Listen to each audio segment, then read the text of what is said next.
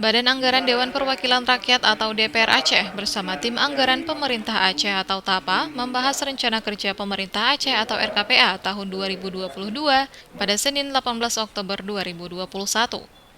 TAPA mengkonsultasikan RKPA dengan DPR Aceh terkait dengan penggunaan dana otonomi khusus sesuai Amanat Kanun Nomor 1 Tahun 2018 tentang tata cara pengalokasian tambahan dana bagi hasil minyak dan gas bumi dan penggunaan dana otonomi khusus.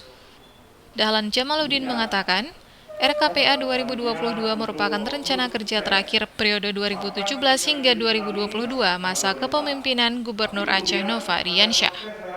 Menurutnya, RKPA seharusnya memuat rencana strategis pemerintah Aceh dan usulan masyarakat.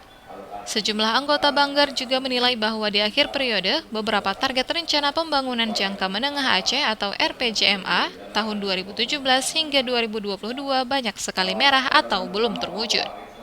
Pembahasan ini dijadwalkan berlangsung hingga beberapa hari mendatang. Tadi juga sudah disampaikan beberapa target dari RPJMA kita, yaitu target 5 tahunan yang masih juga banyak sekali yang masih merah, dan tentunya juga dengan alokasi anggaran yang ada tahun ini juga belum tentu akan sesuai dengan harapan yang sudah menjadi rencana dari pembangunan jangka menengah kita.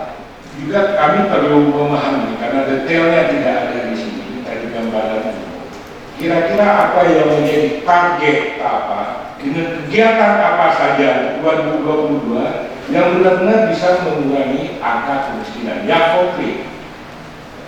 Saya pikir perlu ada intervensi yang cukup besar dari pemerintah Aceh, khususnya di dalam menyiapkan tenaga kerja yang siap untuk ditampung berbagai dunia swasta.